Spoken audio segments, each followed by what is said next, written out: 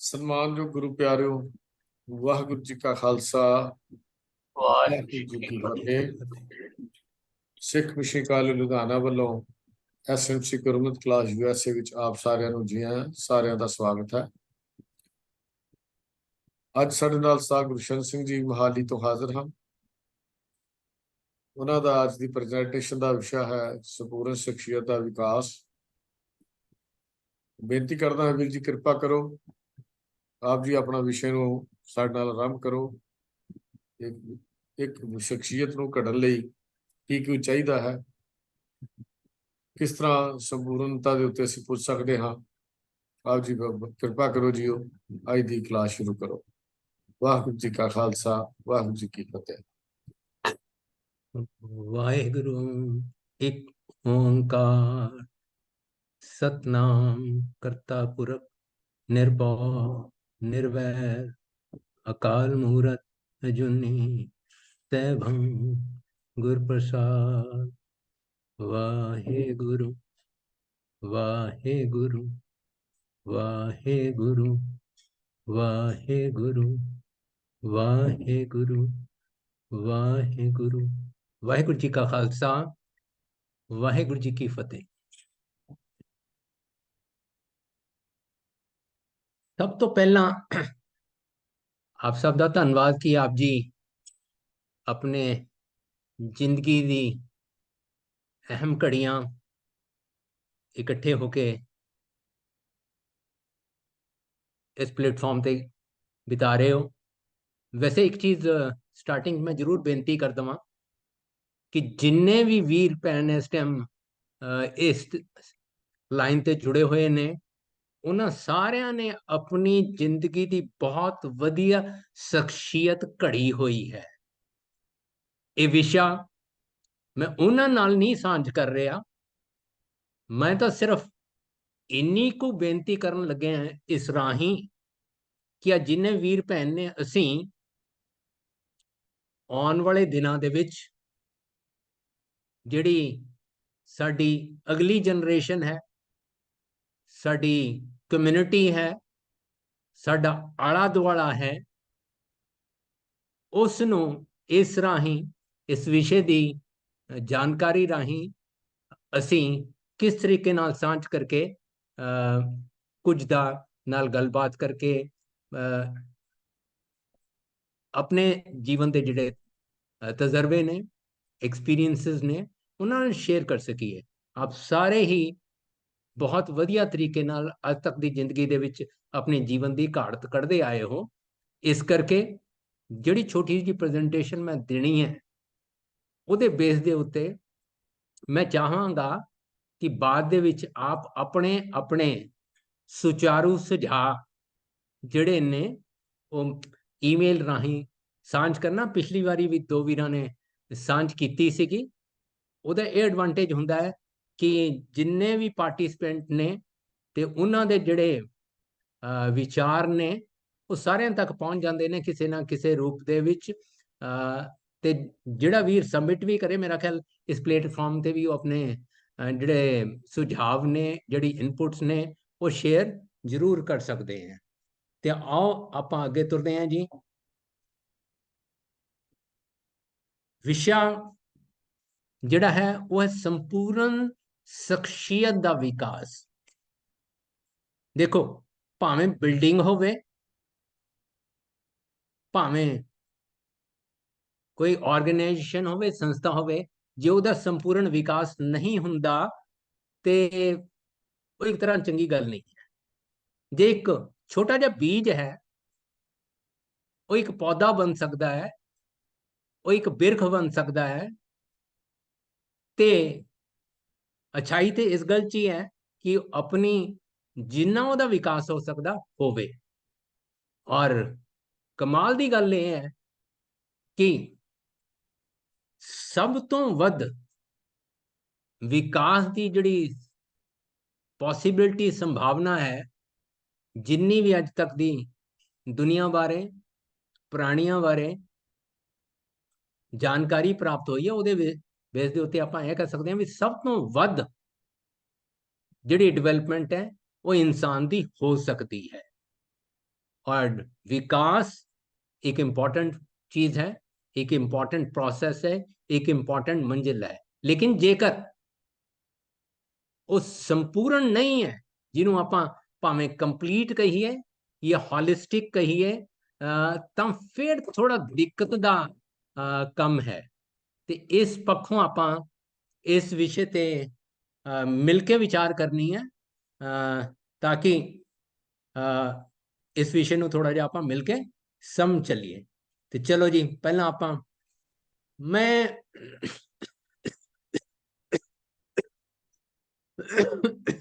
ਮਾਫੀ ਚਾਹਾਂਗਾ, ਥੋੜੀ ਜਿਹੀ ਖਾਂਸੀ ਹੈ। ਕੁਝ ਸਮੇਂ ਤੋਂ ਕੁਝ ਪੰਕਤੀਆਂ ਇਹੋ ਜਿਹੀਆਂ ਨੇ ਗੁਰਬਾਣੀ ਦੀਆਂ, ਜਿਨ੍ਹਾਂ ਨੂੰ ਮੈਂ ਗਾਹੇ ਬਗਾਹੇ ਬਾਰ-ਬਾਰ ਪੜ੍ਹਨ ਦੀ, ਸਮਝਣ ਦੀ ਕੋਸ਼ਿਸ਼ ਕਰਦਾ ਰਹਿਣਾ। ਉਹਨਾਂ ਵਿੱਚੋਂ ਅੱਜ ਦੇ ਵਿਸ਼ੇ ਨਾਲ ਵੀ ਰਿਲੇਟਡ ਹੈ, ਪਰ ਹਰ ਵਿਸ਼ੇ ਨਾਲ ਹੀ ਰਿਲੇਟਡ ਰਹਿੰਦੀਆਂ ਨੇ। ਪਹਿਲੀ ਹੈ, ਆਪ ਸਵਾਰੇ ਮੈਂ ਮਿਲਿਆ ਸੁਖ ਹੋਏ, ਫਰੀਦਾ ਜੇ ਤੂੰ ਮੇਰਾ ਹੋ ਰਹੇ, ਸਭ ਜਗਤ ਤੇਰਾ ਹੋਏ। ਤੇ ਜਦੋਂ ਵਿਕਾਸ ਦੀ ਗੱਲ ਆਉਂਦੀ ਹੈ ਤੇ ਗੁਰਬਾਣੀ ਸਾਨੂੰ ਦ੍ਰਿੜ ਕਰਾਉਂਦੀ ਹੈ ਕਿ ਸਵਾਰਨਾ ਕਿਹਨੂੰ ਹੈ? ਸਭ ਤੋਂ ਪਹਿਲਾਂ ਖੁਦ ਨੂੰ ਸਵਾਰਨਾ ਹੈ। ਹੁਣ ਇਹ ਸੰਵਰੇਗਾ ਕਿਵੇਂ?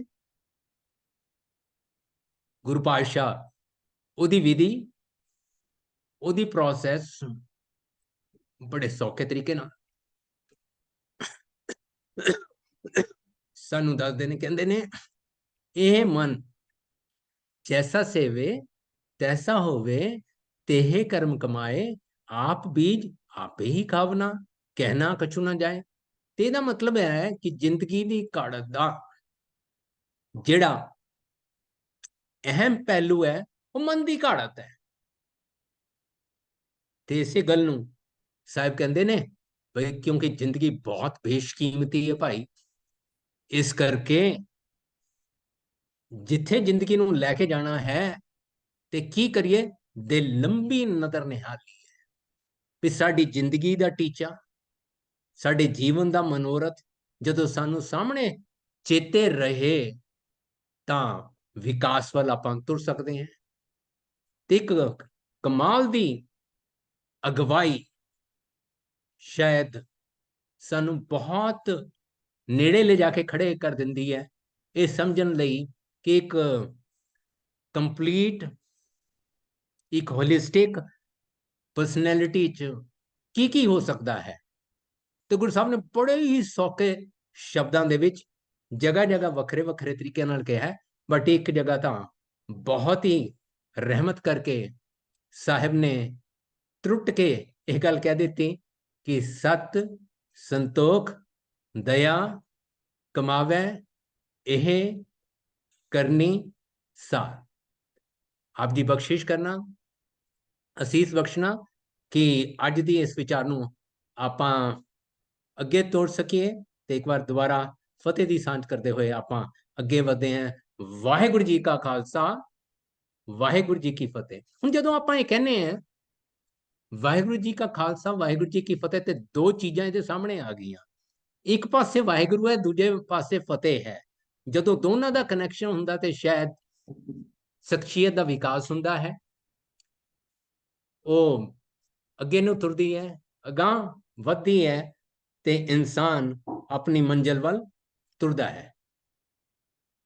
ਹੁਣ ਜਦੋਂ ਮੈਂ ਵੀਰ ਜੀ ਦਾ ਉਸ ਦਿਨ ਜਦੋਂ ਮੈਸੇਜ ਆਇਆ ਕਿ ਸ਼ਨੀਵਾਰ ਨੂੰ ਕਲਾਸ ਹੈ ਤੇ ਇਹ ਵਿਸ਼ਾ ਮੈਂ ਸੋਚ ਰਿਹਾ ਸੀ, ਤੇ ਮੈਨੂੰ ਲੱਗਿਆ ਕਿ ਸ਼ਾਇਦ ਜੇਕਰ ਅਸੀਂ ਇਸ ਵਿਸ਼ੇ ਦੇ ਉੱਤੇ ਕਿਸੇ ਟਾਈਮ ਤੇ ਬਹੁਤ ਜ਼ਰੂਰੀ ਹੈ, ਕਿਉਂਕਿ ਜਿਨ੍ਹਾਂ ਦਾ ਵਿਕਾਸ ਹੋਣਾ ਚਾਹੀਦਾ ਹੈ, ਜਿਨ੍ਹਾਂ ਲਈ ਸ਼ਾਇਦ ਇਹ ਪ੍ਰੋਗਰਾਮ ਹੋਣਾ ਚਾਹੀਦਾ ਹੈ, ਬਹੁਤਾਤ ਕਰਕੇ ਅੱਜ ਇਸ ਟਾਈਮ ਕਲਾਸ ਦੇ ਵਿੱਚ ਨਹੀਂ ਹੋਣਗੇ। ਉਹ ਸਾਡੀ ਨੈਕਸਟ ਜਨਰੇਸ਼ਨ, ਜਿਨ੍ਹਾਂ ਨੂੰ ਜਿਹੜਾ ਸਾਡਾ ਭਵਿੱਖ ਨੇ, ਤੇ ਜੇਕਰ ਉਹਨਾਂ ਨਾਲ ਸਾਂਝ ਕਰਨੀ ਹੋਵੇ ਤਾਂ ਸ਼ਾਇਦ ਇਹ ਜਿੰਨੇ ਵੀ ਪ੍ਰੈਕਟੀਕਲ ਟੌਪਿਕਸ ਨੇ, ਆਪਾਂ ਕੋਸ਼ਿਸ਼ ਕਰੀਏ ਕਿ ਇਹਨਾਂ ਨੂੰ ਡਿਵੈਲਪ ਕਰੀਏ ਤੇ ਸਰਕਲ ਪੱਧਰ ਤੇ, ਜ਼ੋਨਲ ਪੱਧਰ ਤੇ ਇਹਨਾਂ ਨਾਲ ਸਾਂਝ ਕਰੀਏ, ਤਾਂ ਕਿ ਜਿਹੜਾ ਨੌਜਵਾਨ ਪੀੜ੍ਹੀ ਹੈ ਉਹਦੇ ਨਾਲ ਗੱਲ ਕਰ ਸਕੀਏ, ਕਿਉਂਕਿ ਦੁਨੀਆ ਦੇ ਕੋਨੇ-ਕੋਨੇ 'ਚ ਕਿਤਾਬਾਂ ਦੇ ਢੇਰ ਲੱਗੇ ਪਏ ਨੇ, ਵਰਕਸ਼ਾਪ ਹੋ ਰਹੀਆਂ ਨੇ, ਵਿਸ਼ਾ ਆਹੀ ਹੈ, ਪਰਸਨੈਲਿਟੀ ਡਿਵੈਲਪਮੈਂਟ। ਪਿਛਲੇ 130 ਸਾਲਾਂ ਦੇ ਵਿੱਚ ਇਸ ਵਿਸ਼ੇ ਤੇ ਲੱਖਾਂ ਕਿਤਾਬਾਂ ਆਈਆਂ ਨੇ ਔਰ ਹਜ਼ਾਰਾਂ ਤਜਰਬੇ ਹੋਏ, ਰਿਸਰਚ ਹੋਈ ਹੈ। ਇਸ ਕਰਕੇ ਵਿਸ਼ਾ ਤੇ ਜ਼ਾਹਿਰ ਹੈ ਬਹੁਤ ਅਹਿਮ ਹੈ, ਬੜਾ ਇੰਪੋਰਟੈਂਟ ਹੈ। ਤੇ ਇਸ ਵਿਸ਼ੇ ਨਾਲ ਜੁੜਿਆ ਹੋਇਆ ਜਿਹੜਾ ਪਹਿਲਾ ਸਵਾਲ ਹੈ, ਜਿਹੜਾ ਅਤ ਲੋੜੀਂਦਾ ਹੈ, ਅਤ ਜ਼ਰੂਰੀ ਹੈ, ਵੀ ਕੀ ਲੋੜ ਪਈ ਹੈ ਸੰਪੂਰਨ ਸ਼ਖਸੀਅਤ ਦੇ ਵਿਕਾਸ ਦੀ? ਕੀ ਲੋੜ ਹੈ? ਸੱਚ ਜਾਣੀਏ, ਜਿਸ ਚੀਜ਼ ਦੀ ਇਨਸਾਨ ਨੂੰ ਲੋੜ ਹੀ ਨਹੀਂ ਨਾ ਲੱਗਦੀ, ਉਹ ਕਰਦਾ ਕੋਈ ਨਹੀਂ। ਤੇ ਜੇਕਰ ਲੋੜ ਪੱਕੀ ਹੋ ਜਾਏ, ਮੈਨੂੰ ਤਾਂ ਇੰਜ ਜਾਪਦਾ ਹੈ, ਆ ਜਿਹੜੇ 3 ਮੈਂ ਸਵਾਲ ਲਿਖੇ ਨਾ ਜੀ, ਕਿਸੇ ਵੀ ਵਿਸ਼ੇ ਨਾਲ, ਕਿਸੇ ਵੀ ਡਿਵੈਲਪਮੈਂਟ ਨਾਲ, ਕਿਸੇ ਵੀ ਚੇਂਜ ਨਾਲ ਜੁੜੇ ਹੋਏ ਇਹ 3 ਸਵਾਲ ਹੈ। ਪਹਿਲਾ ਹੁੰਦਾ ਵਾਈ, ਜਿਹਨੂੰ ਆਪਾਂ ਪਰਪਸ ਕਹਿ ਸਕਦੇ ਹਾਂ, ਮਿਸ਼ਨ ਕਹਿ ਸਕਦੇ ਹਾਂ। ਵਾਈ, ਕਿਉਂ, ਕੀ ਲੋੜ ਹੈ? ਆਪਾਂ ਜਿਹੜਾ ਵੀ ਕੰਮ ਕਰਦੇ ਹਾਂ, ਸਭ ਤੋਂ ਅਹਿਮ ਪਹਿਲਾ ਸਵਾਲ ਹੋਣਾ ਆਉਂਦਾ ਹੈ ਕਿ ਕਿਉਂ ਭਾਈ। ਫਿਰ ਦੂਸਰੀ ਗੱਲ ਆਉਂਦੀ ਹੈ ਵੀ ਜਿਹੜਾ ਕੰਮ ਕਰਨਾ ਚਾਹੁੰਦੇ ਹਾਂ ਉਹ ਕੰਮ ਹੈ ਕੀ? What is the holistic personality? ਸੰਪੂਰਨ ਸ਼ਖਸੀਅਤ ਅਸੀਂ ਕਿਸ ਨੂੰ ਆਖ ਸਕਦੇ ਹਾਂ? ਤੇ ਤੀਸਰੀ ਮੁੱਕਦੀ ਗੱਲ ਕਿ ਜਦੋਂ ਇਹ ਕਲੀਅਰ ਹੋ ਜਾਏ ਕਿ ਇੱਕ ਸੁਚੱਜੀ, ਕੰਪਲੀਟ, ਸੰਪੂਰਨ, ਹੋਲਿਸਟਿਕ ਪਰਸਨੈਲਿਟੀ ਬਹੁਤ ਜ਼ਰੂਰੀ ਹੈ, ਬਹੁਤ ਜ਼ਰੂਰੀ ਹੈ, ਤੇ ਉਹ ਫਿਰ ਡਿਵੈਲਪ ਕਿਵੇਂ ਹੋਵੇ? ਤੇ ਕੋਸ਼ਿਸ਼ ਕਰਾਂਗੇ ਆਪਾਂ ਥੋੜਾ ਟਾਈਮ ਇਹਨਾਂ ਤਿੰਨਾਂ ਦੇ ਉੱਤੇ ਲਾਈਏ। ਤੇ ਮੇਰੀ ਫਿਰ ਹੱਥ ਜੋੜ ਬੇਨਤੀ ਹੈ ਕਿ ਆਪ ਜੀ ਨੇ ਬਾਅਦ ਦੇ ਵਿੱਚ ਇਸ ਵਿਸ਼ੇ ਦੇ ਉੱਤੇ ਆਪਣੇ ਕੁਝ ਜ਼ਿੰਦਗੀ ਦੇ ਤਜਰਬੇ, ਐਕਸਪੀਰੀਐਂਸਿਸ ਸ਼ੇਅਰ ਜ਼ਰੂਰ ਕਰਨਾ, ਤਾਂ ਕਿ ਆਪਾਂ ਇੱਕ ਦੂਜੇ ਨਾਲ ਮਿਲ ਕੇ ਇਸ ਤਰ੍ਹਾਂ ਦੀਆਂ ਜਿਹੜੀਆਂ ਵਰਕਸ਼ਾਪ ਨੇ, ਇਸ ਤਰ੍ਹਾਂ ਦੀਆਂ ਇੰਟਰੈਕਸ਼ਨ ਨੇ, ਉਹ ਜ਼ਰੂਰ ਆਰੰਭੀਏ, ਕਿਉਂਕਿ 30-40 ਮਿੰਟ ਕਈ ਵਾਰੀ ਇਸ ਵਿਸ਼ੇ ਵਾਸਤੇ ਹੀ ਹੁੰਦੇ ਨੇ। ਔਰ ਫਿਰ ਮੈਂ ਬੇਨਤੀ ਕਰ ਰਿਹਾ ਵੀ ਆਪਾਂ ਤਾਂ ਉਹਨਾਂ ਨਾਲ ਗੱਲ ਕਰ ਰਹੇ ਹਾਂ ਜਿਨ੍ਹਾਂ ਨੇ ਆਪਣੀ ਜ਼ਿੰਦਗੀ ਨੂੰ ਆਲਰੇਡੀ ਬਹੁਤ ਵਧੀਆ ਢਾਲ ਚੁੱਕੇ ਨੇ, ਇੱਕ ਮੁਕਾਮ ਤੇ ਪਹੁੰਚ ਚੁੱਕੇ ਨੇ। ਗੱਲ ਤਾਂ ਇਹ ਹੈ ਕਿ ਅਗਲੀ ਜਨਰੇਸ਼ਨ ਲਈ ਆਪਾਂ ਕੀ ਕਰ ਸਕਦੇ ਹਾਂ। ਇਸ ਪੱਖ ਤੋਂ ਆਪ ਜੀ ਸਾਹਿਬ ਨੇ ਪਾਰਟਿਸਿਪੇਟ ਕਰਨਾ ਹੈ ਔਰ ਉਸੇ ਚੀਜ਼ ਦੀ ਮੈਨੂੰ ਐਕਸਪੈਕਟੇਸ਼ਨ ਰਹੇਗੀ ਕਿ ਆਪ ਜੀ ਆਪਣੇ ਵਿਚਾਰ ਵਰਕਸ਼ਾਪ ਦੇ ਐਂਡ ਵਿੱਚ ਦੋਗੇ ਕਿ ਇਸ ਵਿਸ਼ੇ ਨਾਲ ਜੁੜੀਆਂ ਹੋਈਆਂ ਕਿਹੜੀਆਂ ਗੱਲਾਂ ਨੂੰ ਆਪਾਂ ਇਸ 3 ਹਿੱਸਿਆਂ ਦੇ ਵਿੱਚ ਸ਼ਾਮਲ ਕਰ ਸਕਦੇ ਹਾਂ। ਤੇ ਪਹਿਲਾ ਹੈ ਕਿ ਸੰਪੂਰਨ ਸ਼ਖਸੀਅਤ ਦੇ ਵਿਕਾਸ ਦੀ ਕੀ ਲੋੜ ਹੈ। ਦੂਜਾ ਹੈ ਸੰਪੂਰਨ ਸ਼ਖਸੀਅਤ ਕਹਿੰਦੇ ਕਿਸ ਨੂੰ ਹੈ। ਤੇ ਤੀਸਰਾ ਜਾਂ ਜਿਹੜੀ ਅੰਤਮ ਚੀਜ਼ ਹੈ, ਪ੍ਰੈਕਟੀਕਲ ਚੀਜ਼ ਹੈ, ਅਮਲੀ ਚੀਜ਼ ਹੈ ਕਿ ਸੰਪੂਰਨ ਸ਼ਖਸੀਅਤ ਦਾ ਵਿਕਾਸ ਕਿਵੇਂ ਹੋਵੇ। ਤੇ ਆਓ ਆਪਾਂ ਅੱਗੇ ਤੁਰਦੇ ਹਾਂ ਪਹਿਲੇ ਨਾਲ। ਤਾਂ ਪਹਿਲਾ ਵਿਸ਼ਾ ਹੈ ਕਿ ਸੰਪੂਰਨ ਸ਼ਖਸੀਅਤ ਦੇ ਵਿਕਾਸ ਦੀ ਕੀ ਲੋੜ ਹੈ।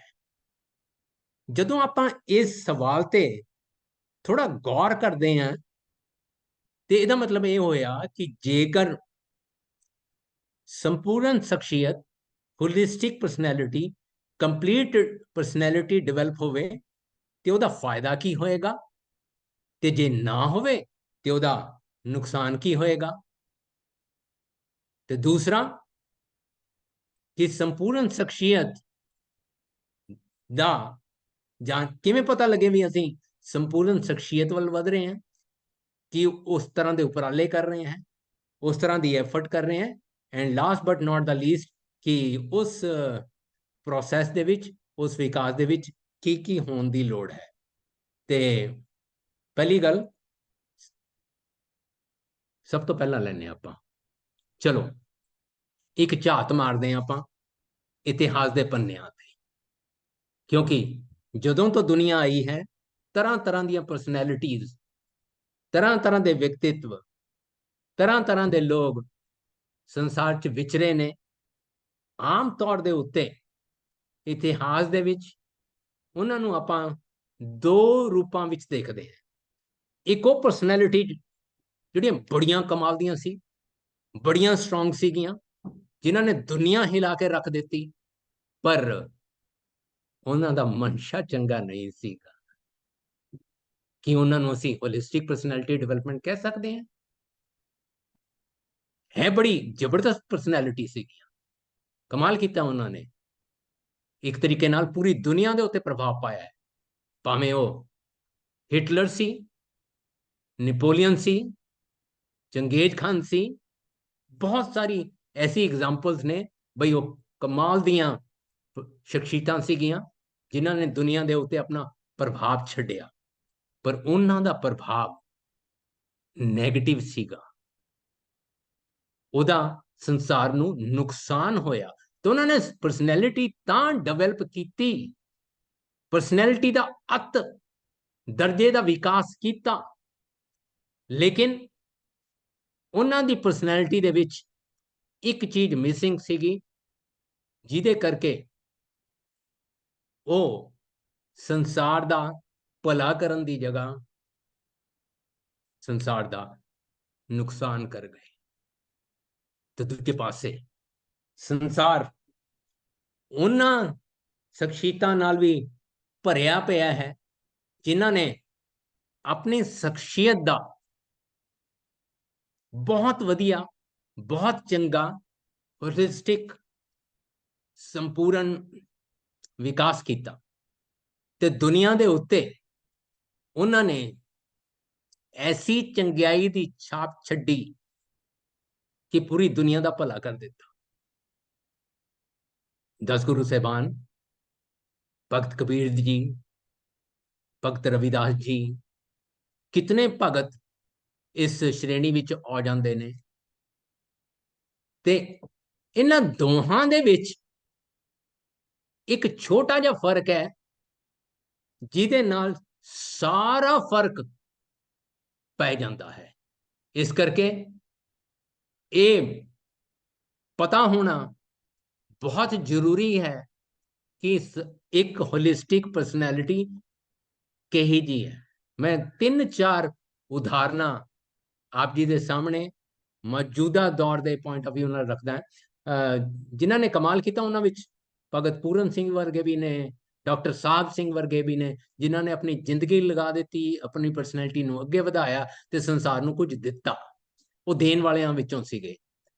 ਤੇ ਇੱਕ ਉਹ ਨੇ ਜਿਨ੍ਹਾਂ ਨੇ ਸੰਸਾਰ ਨੂੰ ਦਿੱਤਾ, ਇੱਕ ਉਹ ਨੇ ਜਿਨ੍ਹਾਂ ਨੇ ਸੰਸਾਰ ਤੋਂ ਖੋਇਆ। ਵਿਕਾਸ ਦੋਨਾਂ ਨੇ ਕੀਤਾ, ਲੇਕਿਨ ਇੱਕ ਦੀ ਪਰਸਨੈਲਿਟੀ ਹੋਲਿਸਟਿਕ ਸੀਗੀ, ਸੰਪੂਰਨ ਸੀਗੀ, ਦੂਸਰੇ ਦੀ ਅਧੂਰੀ ਸੀਗੀ। ਬਸ ਇਸ ਚੀਜ਼ ਨੂੰ ਸਮਝਣਾ ਬਹੁਤ ਜ਼ਰੂਰੀ ਹੈ। ਮੈਂ ਇਸ ਲਈ ਇਸ ਗੱਲ ਤੇ ਬੇਨਤੀ ਕਰ ਰਿਹਾ ਹਾਂ ਕਿਉਂਕਿ ਪਿਛਲੇ 3-4 ਸਾਲਾਂ ਤੋਂ ਮੈਂ ਜਦੋਂ ਯੰਗਸਟਰਸ ਨੂੰ ਮਿਲਦਾ ਹੈ, ਨਵੇਂ ਵਿਆਹੇ ਜੋੜਿਆਂ ਨੂੰ ਮਿਲਦਾ ਹੈ, ਪਰਿਵਾਰਾਂ ਨੂੰ ਮਿਲਦਾ ਹੈ, ਤੇ ਇੱਕ ਕਮਾਲ ਦੀ ਦਿੱਕਤ ਇਸ ਟਾਈਮ ਸੰਸਾਰ ਦੇ ਵਿੱਚ ਪੇਸ਼ ਹੈ। ਤੇ ਕਾਫੀ ਸਾਰੇ ਐਸੇ ਲੋਕ ਨੇ ਜਿਹੜੇ ਮੈਨੂੰ ਜਾਣਦੇ ਨੇ, ਤੇ ਮੈਂ 2 ਐਗਜ਼ਾਮਪਲਾਂ ਦਵਾਂਗਾ, ਔਰ ਦੋਨੋਂ ਉਹ ਐਗਜ਼ਾਮਪਲਾਂ ਨੇ ਜਿਹੜੀਆਂ ਅੱਜ ਦੀਆਂ ਨੇ, ਔਰ ਜਿਹਦੇ ਨਾਲ ਸਮਝ ਆਏਗਾ ਕਿ ਅੱਜ ਸਮਾਜ ਕਿੱਥੇ ਖੜਾ ਹੈ, ਉਹਦੀ ਕੀ ਦਿੱਕਤ ਹੈ, ਔਰ ਉਹ ਦਿੱਕਤ ਸੰਪੂਰਨ ਸ਼ਖਸੀਅਤ ਦੀ ਅਣਹੋਂਦ ਕਰਕੇ ਹੈ। ਪਹਿਲੀ ਐਗਜ਼ਾਮਪਲ,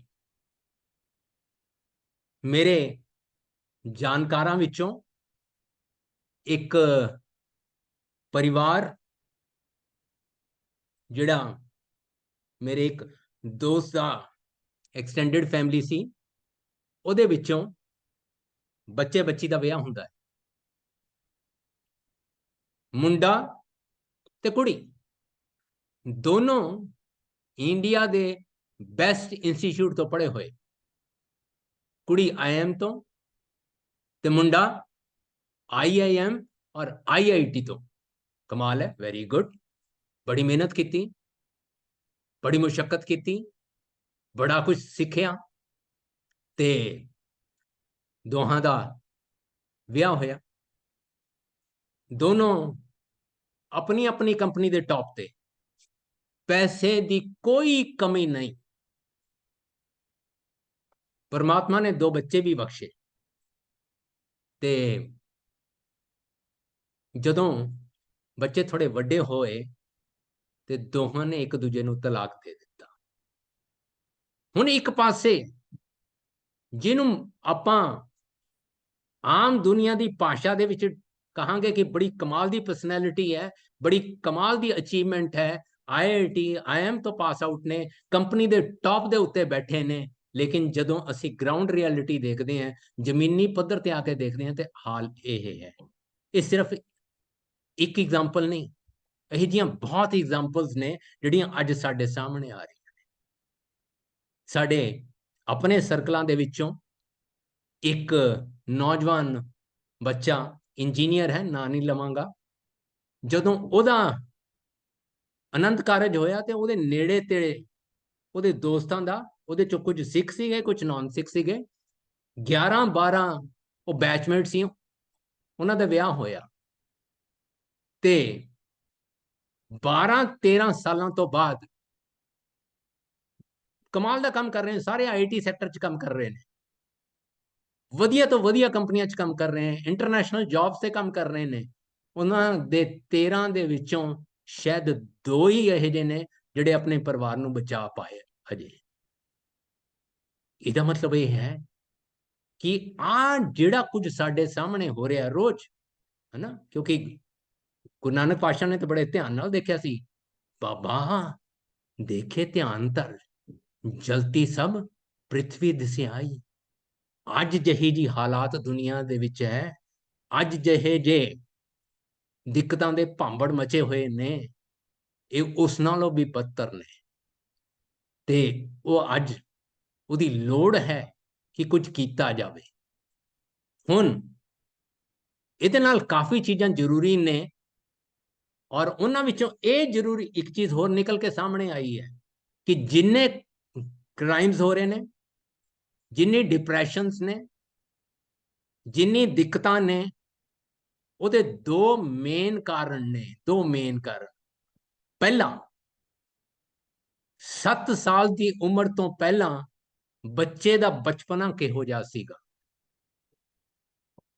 ਦੂਜਾ, ਜਦੋਂ ਥੋੜਾ ਜਿਹਾ ਵੱਡਾ ਹੋਇਆ, ਉਹਦੇ ਆਲੇ ਦੁਆਲੇ ਨਾਲ ਕਿਸ ਤਰ੍ਹਾਂ ਦੇ ਕੰਟੈਕਟ ਸੀਗੇ। ਇੱਕ ਬੇਨਤੀ ਕਰਾਂ ਕਿ ਇਸ ਟਾਈਮ ਦੁਨੀਆ ਦੇ ਵਿੱਚ ਕਦੇ ਲੋਕੀ ਇੰਨੀ ਨਫ਼ਰਤ ਨਾਲ ਦੇਖਦੇ ਸੀਗੇ ਕਿਸ ਚੀਜ਼ ਨੂੰ, ਬਹੁਤ ਸਾਰੀਆਂ ਚੀਜ਼ਾਂ ਨੂੰ, ਜਿਵੇਂ ਕਿ ਜੂਆ, ਗੈਂਬਲਿੰਗ। ਅੱਜ ਦੁਨੀਆ ਦੇ ਵਿੱਚ ਲੀਗਲ ਤੌਰ ਤੇ ਬਹੁਤ ਵੱਡੇ ਪੱਧਰ ਤੇ ਗੈਂਬਲਿੰਗ ਹੋ ਰਹੀ ਹੈ, ਔਰ ਉਹਦਾ ਸ਼ਿਕਾਰ ਵੱਡੇ ਨਹੀਂ, ਬੱਚੇ ਵੀ ਨੇ।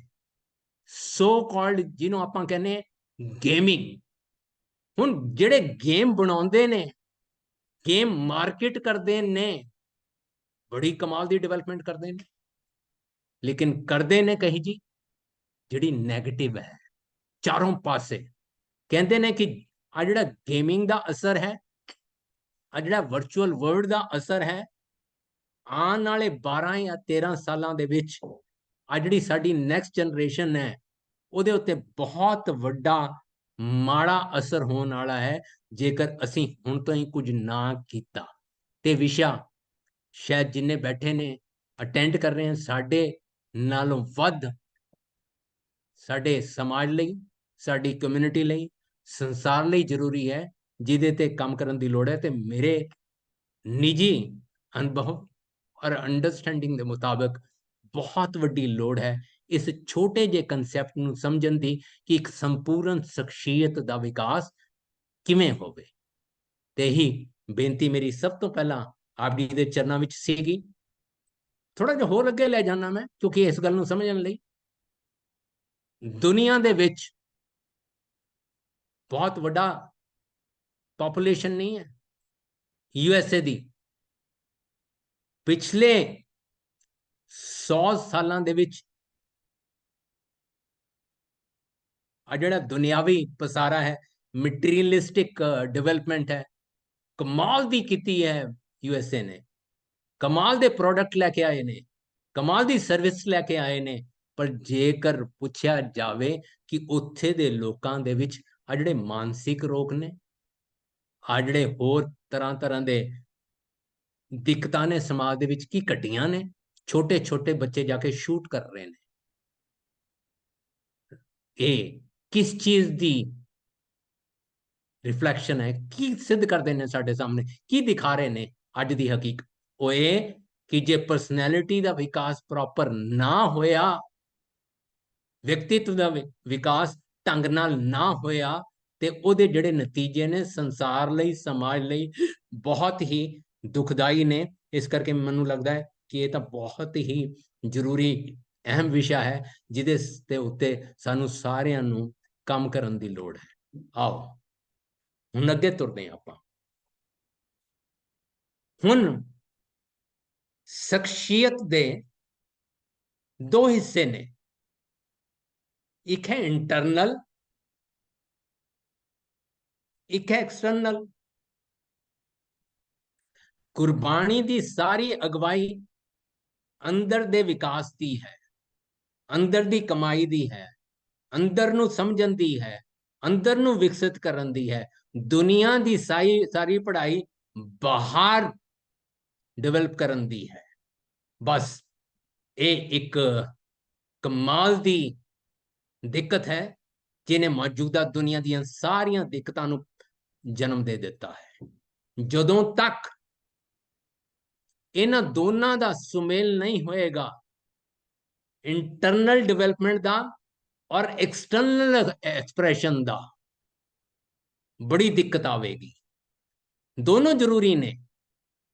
ਇੱਥੇ ਮੈਂ ਨਾ ਇੱਕ ਚੀਜ਼ ਜ਼ਰੂਰ ਥੋੜੀ ਜਿਹੀ ਟੱਚ ਕਰਨ ਦੀ ਕੋਸ਼ਿਸ਼ ਕਰਾਂਗਾ, ਬਾਅਦ ਦੇ ਵਿੱਚ ਵੀ ਆਪਾਂ ਟੱਚ ਕਰਾਂਗੇ ਕਿ ਮਾੜੇ ਕੰਮ ਕਰਨ ਵਾਲਿਆਂ ਨੇ ਟਿੱਲੇ ਦਾ ਜ਼ੋਰ ਲਾਇਆ ਪਿਆ।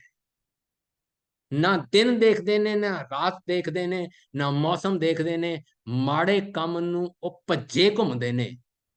ਵਧੀਆ ਤੋਂ ਵਧੀਆ ਕੰਮ ਕਰਨ ਵਾਲੇ ਨੇ। ਨੈਗੇਟਿਵ ਪਰਸਨੈਲਿਟੀਜ਼ ਬਹੁਤ ਜ਼ਬਰਦਸਤ ਕੰਮ ਕਰਦੀਆਂ ਨੇ, ਪਰ ਉਲਟ ਉਹਦੇ ਜਿਹੜੇ ਚੰਗੇ ਕੰਮ ਕਰ ਸਕਦੇ ਨੇ, ਜਿਨ੍ਹਾਂ ਦੀ ਪਰਸਨੈਲਿਟੀਜ਼ ਚੰਗੀਆਂ ਨੇ, ਜਿਨ੍ਹਾਂ ਦੀ ਇੰਟਰਨਲ ਡਿਵੈਲਪਮੈਂਟ ਚੰਗੀ ਹੈ, ਉਹਨਾਂ ਦੇ ਉਪਰਾਲੇ ਬਹੁਤ ਛੋਟੇ ਨੇ।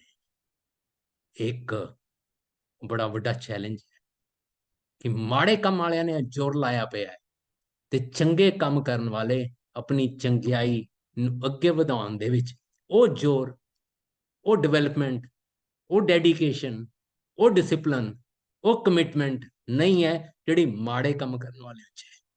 ਤੇ ਇਹ ਥੋੜਾ ਚੈਲੰਜ ਹੈ, ਇਹਦੇ ਬਾਰੇ ਆਪਾਂ ਅੱਗੇ ਜ਼ਰੂਰ ਗੱਲ ਕਰਾਂਗੇ। ਖੈਰ, ਜਿਹੜੀ ਪਰਸਨੈਲਿਟੀ ਹੈ, ਜਿਹਨੂੰ ਆਪਾਂ ਸੰਪੂਰਨ ਤਾਂ ਕਹਾਂਗੇ ਜਦੋਂ ਇੰਟਰਨਲ ਵੀ ਸਸ਼ਕਤ ਹੋਵੇ ਤੇ ਐਕਸਟਰਨਲ ਵੀ ਸਸ਼ਕਤ ਹੋਵੇ, ਅੰਦਰ ਵੀ ਚੰਗਾ ਹੋਵੇ, ਬਾਹਰ ਵੀ ਚੰਗਾ ਹੋਵੇ, ਜਿਹਨੂੰ ਸਾਹਿਬ ਨੇ ਬੜੇ ਪਿਆਰ ਨਾਲ ਸਿੱਖ ਦੀ ਝੋਲੀ ਵਿੱਚ ਇਹ ਜੁਗਤ ਪਾਈ ਹੈ, ਜੀਓ ਨਿਰਮਲ, ਬਾਹਰੋਂ ਨਿਰਮਲ।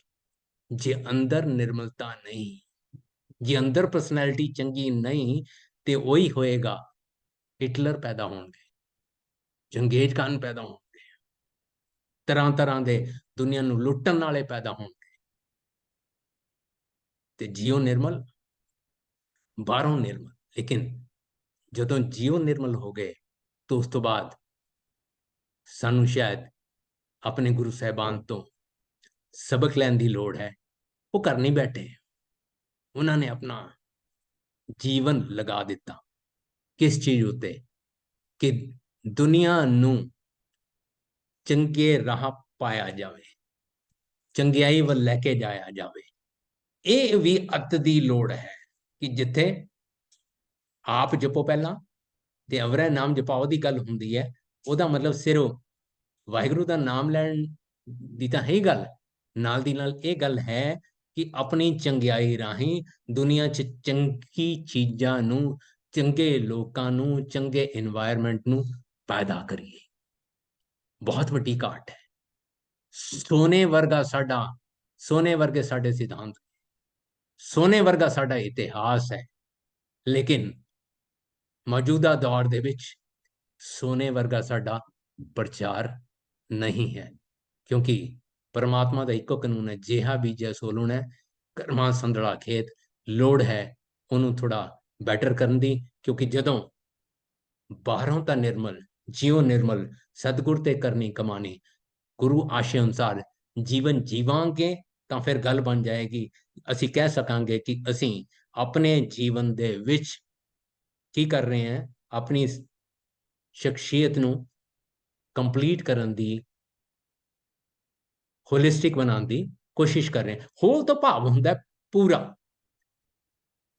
ਤੁਸੀਂ ਸਾਰੇ ਜਾਣਦੇ ਹੋ, ਗੁਰਬਾਣੀ ਨੇ ਇੱਕ ਬੜੀ ਕਮਾਲ ਦੀ ਗੱਲ ਕੀਤੀ ਹੈ ਭਗਤ ਪੀਪਾ ਜੀ ਦੇ ਸ਼ਬਦਾਂ ਦੇ ਵਿੱਚ, ਜੋ ਬ੍ਰਹਮੰਡੇ ਸੋਈ ਪਿੰਡੇ, ਜੋ ਖੋਜੇ ਸੋ ਪਾਏ।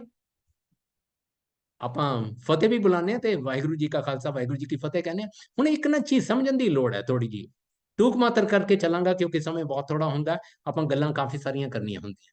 ਆ ਤੁਸੀਂ ਸਾਰੇ ਜਾਣਕਾਰ ਹੋ, ਮੇਰੇ ਤੋਂ ਵੱਧ ਜਾਣਦੇ ਹੋ, ਆ ਜਿਹੜਾ ਇੱਕ ਐਟਮ ਹੁੰਦਾ ਹੈ ਨਾ ਜੀ, ਉਹ 99.9% ਖਾਲੀ ਹੁੰਦਾ ਹੈ। ਆ ਜਿਹੜਾ ਸਾਰਾ ਬ੍ਰਹਿਮੰਡ ਹੈ ਨਾ ਜੀ, ਆ ਜਿਹੜੀਆਂ ਦਿਖਣ ਵਾਲੀਆਂ ਚੀਜ਼ਾਂ ਨੇ ਉਹ ਤਾਂ ਬਹੁਤ ਘੱਟ ਨੇ, 99.9% ਖਾਲੀ ਹੈ। ਤੇ ਜਿੱਥੇ ਵਾਹਿਗੁਰੂ ਦਾ ਵਿਸਮਾਦ ਵਰਤਦਾ ਹੈ, ਉਹ ਅਧਿਕਾਂਸ਼ ਦਿਖਦਾ ਕੋਈ ਨਹੀਂ। ਪਰਸਨੈਲਿਟੀ ਦਾ ਇੱਕ ਹਿੱਸਾ ਉਹ ਹੈ ਜਿਹੜਾ ਦਿਖਦਾ ਕੋਈ ਨਹੀਂ ਹੈ, ਪਰ ਅਸਰ ਉਹਦਾ ਜ਼ਰੂਰ ਹੁੰਦਾ ਹੈ। ਅੰਦਰ ਦੀ ਗੱਲ ਹੈ, ਅੰਦਰ ਨਾਲ ਜੁੜਨ ਦੀ ਗੱਲ ਹੈ, ਅੰਦਰ ਨੂੰ ਸਮਝਣ ਦੀ ਗੱਲ ਹੈ। ਹੁਣ ਇਸ ਨੂੰ ਅੱਗੇ ਤੋੜਦੇ ਹੋਏ ਕਿ ਜੇ ਸੰਪੂਰਨ ਸ਼ਖਸੀਅਤ ਦਾ ਵਿਕਾਸ ਕਰਨਾ ਹੋਵੇ, ਹੋਲਿਸਟਿਕ ਡਿਵੈਲਪਮੈਂਟ ਦੀ ਗੱਲ ਕਰਨੀ ਹੋਵੇ, ਆਪਾਂ ਕੀ ਕਰੀਏ? ਮੈਨੂੰ ਇੰਜ ਜਾਪਦਾ ਹੈ ਕਿ ਸ਼ਾਇਦ ਇਹਨੂੰ ਇਸ ਤਰੀਕੇ ਨਾਲ ਲਿੱਤਾ ਜਾ ਸਕਦਾ ਹੈ। ਮੈਂ ਇੱਕ ਬੇਨਤੀ ਕਰਨਾ ਚਾਹਾਂਗਾ, ਠੀਕ ਇਸੇ ਤਰ੍ਹਾਂ ਦੇ ਵਿਸ਼ੇ ਦੇ ਉੱਤੇ ਇੱਕ ਕ੍ਰਿਸਚਨ ਚਿੰਤਕ ਹੋਏ ਨੇ, ਮਿਸ਼ਨਰੀ ਦੇ ਬੇਟੇ ਸੀਗੇ, ਬਹੁਤ ਸਾਰੀਆਂ ਕਿਤਾਬਾਂ ਲਿਖੀਆਂ ਉਹਨਾਂ ਨੇ। ਕਮਾਲ ਦੀ ਗੱਲ ਹੈ ਕਿ ਉਹਨਾਂ ਦੀ ਫਿਲਾਸਫੀ ਗੁਰਬਾਣੀ ਦੀ ਫਿਲਾਸਫੀ ਨਾਲ ਬਹੁਤ ਮਿਲਦੀ ਜੁਲਦੀ ਹੈ। ਉਹਨਾਂ ਦੀ ਪਹਿਲੀ ਕਿਤਾਬ ਦਾ ਨਾਂ ਹੀ ਇਹੀ ਸੀਗਾ, 7 habits of highly effective people, ਔਰ ਉਹਦੇ ਥੱਲੇ ਉਹਨਾਂ ਨੇ ਲਿਖਿਆ ਸੀਗਾ, internal victory leads to external victory, ਜਿਹਨੂੰ ਆਪਾਂ 28ਵੀਂ ਪੌੜੀ 'ਚ ਕਹਿੰਦੇ ਮਨ ਜੀਤੈ ਜਗ ਜੀਤ। ਤੇ ਉਹਨਾਂ ਨੇ 30 ਸਾਲ ਰਿਸਰਚ ਕੀਤੀ, ਜਿਹੜੀ ਗੱਲ ਹੁਣ ਅਸੀਂ ਆਪਸ 'ਚ ਇਸ ਟਾਈਮ ਕਰ ਰਹੇ ਹਾਂ। ਉਹ ਕਹਿੰਦੇ ਆ ਬਈ 19ਵੀਂ ਸ਼ਤਾਬਦੀ ਤੋਂ ਲੈ ਕੇ ਜ਼ਿੰਦਗੀ ਦੁਨੀਆ ਦੇ ਵਿੱਚ ਇੱਕ ਇਨਕਲਾਬ ਆਇਆ, ਜਿਸ ਇਨਕਲਾਬ ਨੇ ਬਾਹਰ ਦੀ ਪਰਸਨੈਲਿਟੀ ਨੂੰ ਉਭਾਰਨ ਤੇ ਬਹੁਤ ਜ਼ੋਰ ਦਿੱਤਾ ਕਿ ਬਾਹਰ ਦੀ ਜਿਹੜੀ ਪਰਸਨੈਲਿਟੀ ਹੈ ਉਹਨੂੰ ਉਭਾਰੋ। ਆ ਸਾਰਾ ਫੈਸ਼ਨ, ਆ ਸਾਰੀ ਸਹੂਲਤਾਂ, ਆ ਸਾਰੇ ਕੰਪੀਟੀਸ਼ਨ, ਹੈ ਨਾ, ਤਰ੍ਹਾਂ ਤਰ੍ਹਾਂ ਦੀਆਂ ਚੀਜ਼ਾਂ ਜਿਹੜੀਆਂ ਉਭਾਰੀਆਂ ਗਈਆਂ, ਉਹ ਬਾਹਰ ਦੇ ਤੌਰ ਤੇ ਕੀਤੀ ਗਈਆਂ। ਇੰਟਰਨਲ ਡਿਵੈਲਪਮੈਂਟ ਦੇ ਉੱਤੇ ਕੋਈ ਜ਼ੋਰ ਨਹੀਂ ਲੱਗਿਆ। ਉਹ ਕਹਿੰਦੇ ਇਹ ਬਹੁਤ ਹੀ ਚਿੰਤਾ ਦਾ ਵਿਸ਼ੇ ਹੈ। ਉਹਨਾਂ ਨੇ ਆਪਣੀ ਸਾਰੀ ਜ਼ਿੰਦਗੀ ਇਸ ਗੱਲ ਦੀ ਗੱਲ ਕੀਤੀ, ਬਿਲਕੁਲ ਉਸੇ ਤਰੀਕੇ ਦੀ ਗੱਲ ਜਿਹੜੀ ਅਸੀਂ ਇਸ ਟਾਈਮ ਕਰ ਰਹੇ ਹਾਂ। ਉਹਨਾਂ ਦੀ 7-8 ਕਿਤਾਬਾਂ ਨੇ, ਉਹਨਾਂ ਸਾਰੀਆਂ ਦੇ ਵਿੱਚ ਜਿੰਨੀਆਂ ਆਪਾਂ ਗੱਲਾਂ ਕਰ ਰਹੇ ਹਾਂ, ਗੁਰੂ ਗ੍ਰੰਥ ਸਾਹਿਬ ਦੀ ਗੱਲਾਂ ਦੀ ਵਿੱਚ ਝਲਕ ਮਿਲਦੀ ਹੈ, ਤੇ ਸਾਰੀਆਂ ਬਿਲਕੁਲ ਉਹਦੇ ਨਾਲ ਹੀ ਰਿਲੇਟਡ ਨੇ, ਬਿਲਕੁਲ ਹੂਬ-ਹੂਬ, ਕਿਉਂਕਿ ਸੱਚਾਈ ਇੱਕੋ ਜਿਹੀ ਹੁੰਦੀ ਹੈਗੀ ਹੈ। ਚਲੋ, ਤੇ ਹੁਣ ਆਪਾਂ ਜੇਕਰ ਕਹੀਏ ਕਿ ਆਪਸੀ ਵਿਚਾਰ ਵਾਸਤੇ as a reference, as a model for reference, ਜੇਕਰ ਅਸੀਂ ਸਮਝਣਾ ਹੋਵੇ, ਵਿਚਾਰਨਾ ਹੋਵੇ, ਪ੍ਰਚਾਰਨਾ ਹੋਵੇ, ਕੀ ਹੋ ਸਕਦਾ ਹੈ? ਮੈਨੂੰ ਇਹ ਜਾਪਦਾ ਹੈ ਕਿ ਇਹਦੇ, ਜਿਵੇਂ ਕਿ ਸਰੀਰ 5 ਤੱਤਾਂ ਨਾਲ ਬਣਿਆ ਹੈ, ਇਵੇਂ ਹੀ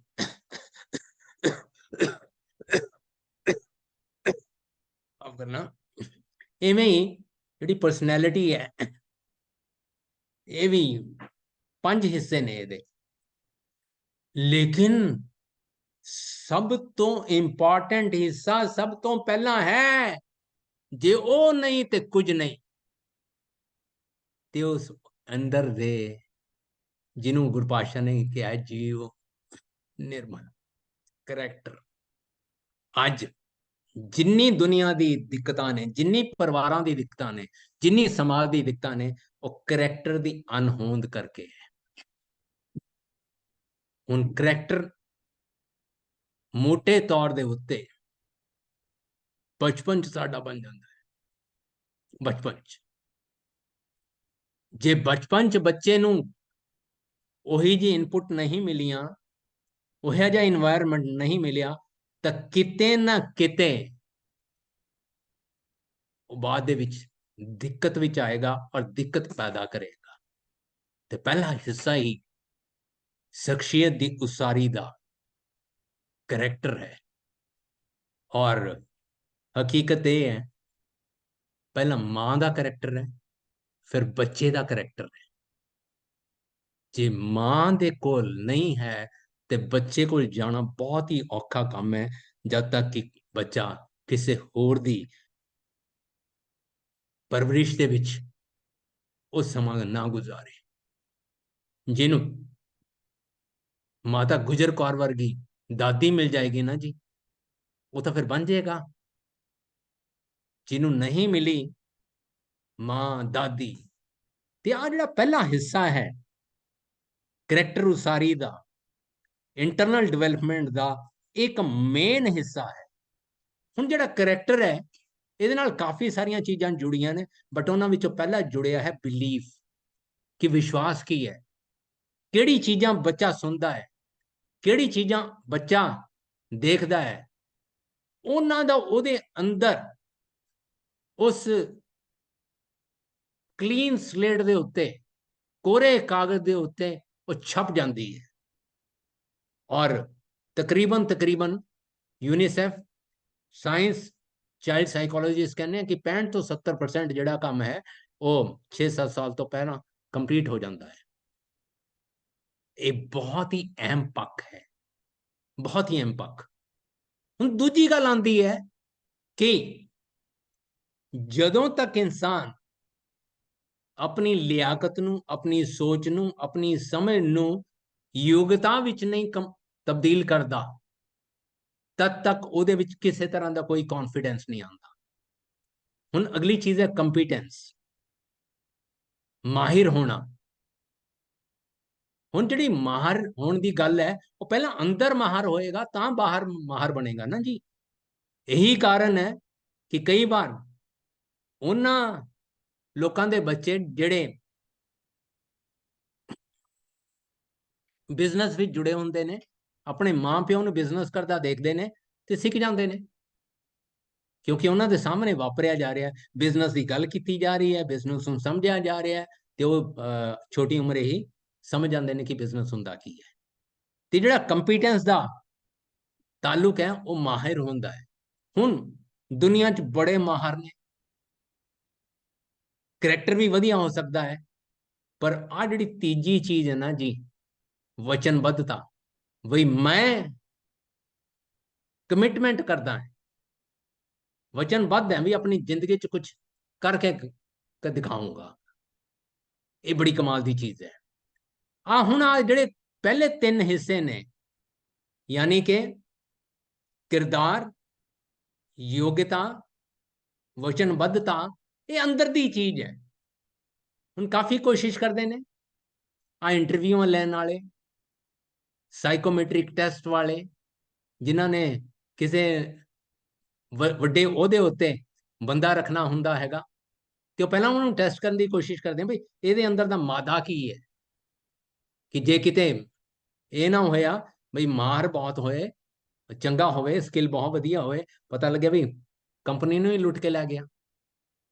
ਤੇ ਇਸ ਕਰਕੇ ਇਹਦੀ ਅੰਦਰ ਦੀ ਭਾਵਨਾ ਕੀ ਹੈ, ਇਹਦੀ ਇੰਟੈਗ੍ਰਿਟੀ ਕੀ ਹੈ, ਇਹਦੀ ਸੋਚ ਕਹੀ ਕੀ ਹੈ, ਕਿੰਨੀ ਸੱਚਾਈ ਇਹਦੇ ਅੰਦਰ ਬੈਠੀ ਹੈ। ਤੇ ਇਹ ਸਾਰੀਆਂ ਚੀਜ਼ਾਂ ਅੰਦਰ ਹੈ। ਸੱਚ ਜਾਣੀਏ 90% ਤਾਂ ਆਹ ਹੈ ਪਹਿਲਾਂ, ਉਹ ਬਾਕੀ ਕੰਮ ਤਾਂ 10% ਹੈ।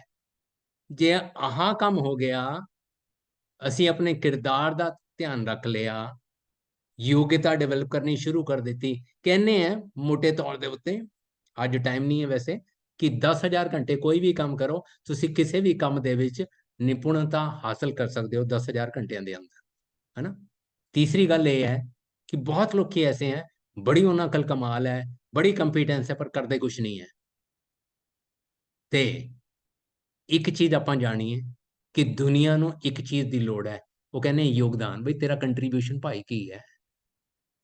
ਤੇ ਅਗਲੀ ਚੀਜ਼ ਜਿਹੜੀ ਲੋੜ ਹੈ ਉਹ ਹੈ ਸਹਿਯੋਗ। ਆ ਜਿਹੜੀਆਂ ਦੋ ਬਾਹਰ ਦੀਆਂ ਚੀਜ਼ਾਂ ਨੇ ਨਾ, ਇਹ ਬੜੀਆਂ ਕਮਾਲ ਦੀਆਂ ਚੀਜ਼ਾਂ ਨੇ। ਇਹ ਤਾਂ ਪਨਪਦੀਆਂ ਨੇ ਜਦੋਂ ਪਹਿਲੀ ਤਿੰਨ ਹੋਣ। ਹੁਣ ਦੇਖੋ ਤੁਸੀਂ, ਆ ਜਿਹੜੀ ਨੈਗੇਟਿਵ ਵਰਡ ਹੈ, ਇਹਦੇ ਵਿੱਚ ਆਹ ਦੋਨੋਂ ਚੀਜ਼ਾਂ ਕਮਾਲ ਦੀਆਂ ਨੇ। ਉਹਨਾਂ ਦੀ ਆਪਸ 'ਚ ਇੰਨੀ ਜ਼ਬਰਦਸਤ ਸਾਂਝ, ਉਹ ਕੁਝ ਵੀ ਕਰਨ ਲਈ ਤਿਆਰ ਹੈ, ਲੇਕਿਨ ਜਿਹੜੇ ਸੁਚੱਜੇ ਰਾਹ ਤੇ ਤੁਰੇ ਨੇ, ਉਹਨਾਂ ਦੇ ਵਿੱਚ ਇਹ ਦੋ ਚੀਜ਼ਾਂ ਦੀ ਉਨੀ ਜ਼ਿਆਦਾ ਵਧੀਆ ਤਰੀਕੇ ਨਾਲ ਨਹੀਂ ਹੋ ਰਹੀ ਜਿੰਨੀ ਹੋਣੀ ਚਾਹੀਦੀ ਹੈ। ਹੁਣ ਮੈਂ ਇੱਕ ਥੋੜਾ ਜਿਹਾ ਇਹਨਾਂ ਇਸ ਤੋਂ ਪਹਿਲਾਂ ਕਿ ਕਲੋਜ਼ ਕਰਾਂ ਤੇ ਗੱਲ ਵਧਾਵਾਂ, ਕਿਉਂਕਿ ਸਮਾਂ ਹੁੰਦਾ ਜਾ ਰਿਹਾ ਹੈ, ਹਲਕੀ ਜੀ ਗੱਲ ਜ਼ਰੂਰ ਕਰਾਂਗਾ ਔਰ ਬੇਨਤੀ ਕਰਾਂਗਾ ਕਿ ਆਪ ਆਪਣੇ ਵਧੀਆ ਤੋਂ ਵਧੀਆ ਸੁਝਾਅ ਇਹਨਾਂ ਸਾਰਿਆਂ ਦੇ ਉੱਤੇ ਭੇਜਣਾ। ਤੇ ਕਿਰਦਾਰ ਦਾ ਮਤਲਬ ਹੈ ਕਿ ਸਾਡੀ ਪਰਸਨੈਲਿਟੀ ਦਾ ਜਿਹੜਾ ਕੋਰ ਪਾਰਟ ਹੈ, ਦਾ ਮੇਨ ਪਾਰਟ ਹੈ, ਜਿਹੜਾ ਸਭ ਤੋਂ ਅੰਦਰਲਾ ਪਾਰਟ ਹੈ, ਉਹ ਹੈ ਪਰਸਨੈਲਿਟੀ। ਉਹਦੇ ਵਿੱਚ ਤਿੰਨ ਚੀਜ਼ਾਂ ਬੈਠੀਆਂ ਨੇ। ਸਾਡਾ ਬਿਲੀਫ ਬੈਠਾ ਹੈ, ਸਾਡੇ ਇਮੋਸ਼ਨਸ ਬੈਠੇ ਨੇ, ਸਾਡੀ ਵੈਲਿਊਜ਼ ਬੈਠੀਆਂ ਨੇ। ਗੁਰਬਾਣੀ ਨੇ ਬਾਰ-ਬਾਰ ਚੰਗੇ ਇਮੋਸ਼ਨ ਦੀ ਗੱਲ ਕੀਤੀ ਹੈ, ਸਹਿਜ ਸੰਤੋਖ ਸ਼ਿੰਗਾਰੀਆਂ ਮਿੱਠਾ ਬੋਲਣੀ, ਹੈ ਨਾ, ਤਰ੍ਹਾਂ ਤਰ੍ਹਾਂ ਦੀਆਂ, ਹੈ ਨਾ, ਮਿੱਠ ਬੋਲੜਾ ਜੀ। ਤੋ ਜਿਹੜੀਆਂ ਚੀਜ਼ਾਂ, ਜਿੰਨੇ ਵੀ ਵਧੀਆ ਇਮੋਸ਼ਨਸ ਨੇ, ਜਿੰਨਾ ਵਧੀਆ ਇਮੋਸ਼ਨ ਹੋਵੇਗਾ ਉਨਾ ਵਧੀਆ ਕੰਮ ਅਸੀਂ ਕਰ ਸਕਦੇ ਹਾਂ, ਉਨੀ ਵਧੀਆ ਜ਼ਿੰਦਗੀ ਹੋਏਗੀ। ਮੈਂ ਨਿੱਜੀ ਤੌਰ ਤੇ ਜਿਹੜਾ ਸਮਝਣ ਦੀ ਕੋਸ਼ਿਸ਼ ਕਰ ਰਹੇ ਹਾਂ, ਕੁਝ ਚੀਜ਼ਾਂ ਦੀ ਮੈਨੂੰ ਪਹਿਲਾਂ ਨਹੀਂ ਸਮਝ ਸੀ ਵੀ ਇਮੋਸ਼ਨ ਕਿੰਨਾ ਜ਼ਬਰਦਸਤ ਇੰਪੈਕਟ ਕ੍ਰੀਏਟ ਕਰ ਸਕਦੇ ਨੇ। ਇੱਕ ਤਰ੍ਹਾਂ ਸਮਝੀਏ ਕਿ ਇਮੋਸ਼ਨ ਹੀ ਜ਼ਿੰਦਗੀ ਨੂੰ ਬਣਾਉਂਦੇ ਨੇ। ਤੇ ਇਮੋਸ਼ਨ ਜਿਹੜੇ ਨੇ, ਜਿਹੜੀਆਂ ਭਾਵਨਾਵਾਂ ਨੇ, ਉਹ ਜ਼ਰੂਰ ਜੁੜੀਆਂ ਹੋਈਆਂ ਨੇ ਵੀ ਸਾਡੇ ਵੈਲਿਊ ਸਿਸਟਮ ਕੀ ਹੈ। ਤੇ ਗੁਰਬਾਣੀ ਨੇ ਸਾਡੇ ਅੰਦਰ ਵੈਲਿਊ ਸਿਸਟਮ ਹੀ ਪੈਦਾ ਕੀਤਾ ਹੈ, ਸਭ ਤੋਂ ਵਧੀਆ ਵੈਲਿਊ ਸਿਸਟਮ। ਜਿਵੇਂ ਹੁਣੇ ਆਪਾਂ ਕਹੇ ਸੀ ਨਾ ਕਿ ਸਤ, ਸੰਤੋਖ, ਦਇਆ, ਇਹ ਕਿਆ ਕਮਾਲ ਦੀਆਂ ਚੀਜ਼ਾਂ ਨੇ। ਸਤ ਹੋਵੇ, ਇੰਟੈਗ੍ਰਿਟੀ ਹੋਵੇ, ਰੱਬ ਨਾਲ ਸਾਂਝ ਹੋਵੇ, ਸੱਚਾਈ ਨਾਲ ਸਾਂਝ ਹੋਵੇ। ਸੰਤੋਖ, ਵੀ ਧੰਨਵਾਦ ਧੰਨਵਾਦ ਧੰਨਵਾਦ ਜਿਹੜਾ ਮੇਰੇ ਕੋਲ ਅੱਜ ਕੁਝ ਹੈ, ਧੰਨਵਾਦ ਧੰਨਵਾਦ ਧੰਨਵਾਦ ਜਿਹੜਾ ਕੁਝ ਮੇਰੇ ਕੋਲ ਹੋਏਗਾ ਨਾ। ਉਹ ਬਹੁਤ ਹੀ ਇੰਪੋਰਟੈਂਟ ਚੀਜ਼ ਹੈ, ਜਿਹਨੂੰ ਆਪਾਂ ਅੰਗਰੇਜ਼ੀ 'ਚ ਗ੍ਰੈਟੀਟਿਊਡ ਵੀ ਕਹਿ ਦਿੰਦੇ ਹਾਂ। ਬਿਨਾਂ ਗ੍ਰੈਟੀਟਿਊਡ ਤੇ ਕੋਈ ਜ਼ਿੰਦਗੀ 'ਚ ਤਰੱਕੀ ਨਹੀਂ। ਹੁਣ ਜਿਹੜੀ ਕੰਪੀਟੈਂਸ ਦੀ ਗੱਲ ਹੈ, ਇਹਦੇ 'ਚ ਦੋ ਹਿੱਸੇ ਨੇ। ਇੱਕ ਹਿੱਸੇ 'ਚ ਤਾਂ ਦੁਨੀਆ ਕਮਾਲ ਕਰ ਰਹੀ ਹੈ। ਉਹ ਕਿਹੜਾ ਹਿੱਸਾ ਜੀ? Economy related competence. ਤੁਸੀਂ ਅੱਜ ਦੁਨੀਆ 'ਚ ਕਮਾਲ ਦੇ ਬੰਦੇ ਨੇ, ਇੱਕ ਕੰਪਨੀ, ਦੋ ਕੰਪਨੀਆਂ, 10 ਕੰਪਨੀਆਂ, 20 ਕੰਪਨੀਆਂ, 40 ਕੰਪਨੀਆਂ, 50 ਕੰਪਨੀਆਂ ਦੋ ਚਲਾ ਦੇਣਗੇ, ਵਧੀਆ ਰਨ ਕਰਨਗੇ। ਲੇਕਿਨ ਜਦੋਂ ਗੱਲ ਆਉਂਦੀ ਹੈ ਜ਼ਿੰਦਗੀ ਨੂੰ ਚਲਾਉਣ ਦੀ, ਉੱਥੇ ਜ਼ਰੂਰੀ ਨਹੀਂ ਹੈ ਉਹ ਸਫਲ ਹੋਣ, ਫੇਲ ਹੋ ਜਾਂਦੇ ਨੇ। ਤੇ ਕੰਪੀਟੈਂਸ ਦੋ ਤਰ੍ਹਾਂ ਦੀ ਹੈ। ਆਮ ਕਰਕੇ ਦੁਨੀਆ ਦੇ ਵਿੱਚ ਜਿਹੜੀ ਕੰਪੀਟੈਂਸ ਪੈਦਾ ਕੀਤੀ ਜਾ ਰਹੀ ਹੈ, ਉਹ ਮਟੀਰੀਅਲਿਸਟਿਕ ਵਰਡ ਦੀ ਹੈ, ਉਹ ਇਕੋਨਮੀ ਰਿਲੇਟਡ ਹੈ। ਤੇ ਜਿਹੜੀ ਸਭ ਤੋਂ ਜ਼ਰੂਰੀ ਚੀਜ਼ ਹੈ, ਉਹ ਲਾਈਫ ਰਿਲੇਟਡ ਕੰਪੀਟੈਂਸ ਹੈ, ਜਿਹਦੇ ਕਈ ਸਾਰੇ ਹਿੱਸੇ ਨੇ। ਆਪਾਂ ਕਿਸੇ ਵਕਤ ਇਹਦੇ ਤੇ ਡਿਟੇਲ ਦੇ ਵਿੱਚ ਗੱਲ ਕਰ ਸਕਦੇ ਹਾਂ। ਖੈਰ, ਵਚਨਬੱਧਤਾ ਦੀ ਹੁਣ ਜਰਾ ਗੱਲ ਕਰੀਏ ਆਪਾਂ। ਵਚਨਬੱਧਤਾ ਦਾ ਮਤਲਬ ਹੈ ਕਿ ਮੈਂ ਐਕਸੈਲ ਕਰਾਂਗਾ, ਕਿਉਂਕਿ ਗੁਰੂ ਸਾਹਿਬ ਕਹਿੰਦੇ ਆ ਅਗਾਂਹ ਕੂ ਤਰਾਂ, ਅੱਗੇ ਵੱਧ। ਅੱਜ ਜੇ ਸਭ ਤੋਂ ਵੱਧ ਕਿਸੇ ਨੂੰ ਅੱਗੇ ਵਧਣਾ ਚਾਹੀਦਾ ਤੇ ਸਿੱਖ ਸੰਸਥਾਵਾਂ ਨੂੰ ਵਧਣਾ ਚਾਹੀਦਾ ਹੈ, ਨਹੀਂ ਵਧ ਰਹੀਆਂ। ਜੇ ਅੱਜ ਦੀ ਡੇਟ 'ਚ ਸਭ ਤੋਂ ਜ਼ਿਆਦਾ ਆਪਸ ਦਾ ਸਾਂਝ ਕਿਸੇ 'ਚ ਹੋਣਾ ਚਾਹੀਦਾ, ਸਿੱਖ ਸੰਸਥਾਵਾਂ 'ਚ ਹੋ ਰਿਹਾ ਨਹੀਂ ਹੈ। ਤੇ ਕਿਤੇ ਨਾ ਕਿਤੇ ਜਿਹੜੀ ਘਾਟ ਹੈ ਨਾ ਜੀ, ਪਹਿਲੇ ਨੰਬਰ ਤੋਂ ਹੀ ਸ਼ੁਰੂ ਹੋ ਜਾਂਦੀ ਹੈ। ਤੇ ਆ ਜਿਹੜੀ ਗੱਲ ਹੈ ਨਾ ਵਚਨਬੱਧਤਾ ਦੀ, commitment to excel, make a difference. ਹੁਣ ਮੇਕ ਏ ਡਿਫਰੈਂਸ ਇੱਕ ਬੜੀ ਕਮਾਲ ਦੀ ਚੀਜ਼ ਹੈ। ਮੈਂ ਅੱਜ ਇਹਦੇ ਤੇ ਡਿਟੇਲ ਤੇ ਨਹੀਂ ਗੱਲ ਕਰਾਂਗਾ, ਬਟ ਇੱਕ ਇਹ ਉਹ ਪੱਖ ਹੈ ਬਈ ਮੈਂ ਜਿਉਣਾ ਹੈ ਆਪਣੇ ਲਈ ਨਹੀਂ, ਤਾਂ ਕਿ ਰੱਬ ਦੀ ਦਿੱਤੀ ਹੋਈ ਇਸ ਜ਼ਿੰਦਗੀ ਰਾਹੀਂ ਇਸ ਸੰਸਾਰ 'ਚ ਕੁਝ ਕਰ ਗੁਜ਼ਰਾਂ। ਔਰ ਅਖੀਰਲੀ ਗੱਲ ਜਿਹੜੀ ਹੈ, ਜਿਹੜੀ ਬਹੁਤ ਹੀ ਜ਼ਰੂਰੀ ਹੈ ਕਿ ਅਸੀਂ ਸਾਂਝ ਕਰੀਏ ਕਿਹਦੇ ਨਾਲ, ਜਿਹੜੇ ਪੋਜ਼ਿਟਿਵ ਹੋਣ। ਕਿਉਂਕਿ ਗੁਰੂ ਸਾਹਿਬ ਨੇ ਤਾਂ ਬਾਰ-ਬਾਰ ਕਿਹਾ ਹੈ ਕਿ ਸਾਂਝ ਕਰੀਜੇ ਗੁਣਾ ਕੇਰੀ, ਛੋੜ ਅਵਗੁਣ ਚੱਲੀਏ। ਜੇ ਸਾਂਝ ਗੁਣਾ ਨਾਲ ਹੋਵੇ, ਸੱਚਾਈ ਨਾਲ ਹੋਵੇ, ਚੰਗਿਆਈ ਨਾਲ ਹੋਵੇ ਤੇ ਕਮਾਲ ਹੋ ਜਾਏਗਾ। ਤੇ ਦੂਸਰੀ ਗੱਲ ਇਹ ਹੈ ਕਿ ਆ ਤਿੰਨ ਚੀਜ਼ਾਂ ਨਾ ਇੰਟਰ ਰਿਲੇਟਡ ਨੇ, ਪੋਜ਼ਿਟਿਵ, ਚੰਗਾ ਪਲਸ ਤੁਸੀਂ ਦੇਖੋ ਆ योग ਕਰਕੇ ਨਾ 2-3 ਦਿਨ ਆ ਗਿਆ। ਕੰਪੀਟੀਸ਼ਨ ਦਾ ਮਤਲਬ ਹੈ ਯੋਗਤਾ, ਕੰਟਰੀਬਿਊਸ਼ਨ ਦਾ ਮਤਲਬ ਹੈ ਯੋਗਦਾਨ, ਕੋਲੈਬੋਰੇਸ਼ਨ ਦਾ ਮਤਲਬ ਹੈ ਸਹਿਯੋਗ। ਤਾਂ ਯੋਗ ਦਾ ਮਤਲਬ ਹੁੰਦਾ ਐਡ ਕਰਨਾ, ਪੋਜ਼ਿਟਿਵ ਐਡ। ਜੇ ਐਡ ਕੀਤਾ ਤਾਂ ਗੱਲ ਬਣੀ ਪੋਜ਼ਿਟਿਵ ਪ੍ਰੋਗਰੈਸਿਵ। ਉਹ ਜਿੱਥੇ ਖੜਾ ਹੈ ਉੱਥੇ ਤਾਂ ਪਹੁੰਚ ਗਿਆ, ਅੱਗੇ ਅਗਾਂਹ ਕੋ ਤਰਾਂਗ। Last but not the least, ਵੀ ਆ ਜਿਹੜੇ 24 ਘੰਟੇ ਮਿਲੇ ਹੈ ਇਹਦੇ ਚ ਮੈਂ ਕੀ ਕਰ ਜਾਵਾਂ, ਕਿਉਂਕਿ ਸਮਾਂ ਬਹੁਤ ਕੀਮਤੀ ਹੈ, ਜ਼ਿੰਦਗੀ ਬਹੁਤ ਕੀਮਤੀ ਹੈ। ਗੁਰੂ ਬਖਸ਼ਿਸ਼ ਕਰਨ, ਭੁੱਲਾਂ ਚੁੱਕਾਂ ਦੀ ਖਿਮਾ। ਅਸੀਂ ਸਾਰੇ ਪੰਥ ਨਾਲ ਪਿਆਰ ਕਰਦੇ ਹੋਏ ਪੰਥ ਲਈ ਕੁਝ ਕਰ ਸਕੀਏ ਤੇ ਸੰਸਾਰ ਨੂੰ ਕੁਝ ਥੋੜਾ ਜਿਹਾ ਅੱਗੇ ਵਧਾਉਣ ਵਾਸਤੇ, ਵਧੀਆ ਬਣਾਉਣ ਵਾਸਤੇ ਸਾਰੇ ਮਿਲ ਕੇ ਕੋਸ਼ਿਸ਼ ਕਰੀਏ। ਜ਼ਰੂਰ ਗੁਰੂ ਸਹਾਈ ਹੋਣਗੇ। ਰੱਬ ਰਾਖਾ, ਭੁੱਲਾਂ ਚੁੱਕਾਂ ਦੀ ਖਿਮਾ। ਵਾਹਿਗੁਰੂ ਜੀ ਕਾ ਖਾਲਸਾ, ਵਾਹਿਗੁਰੂ ਜੀ ਕੀ ਫਤਿਹ।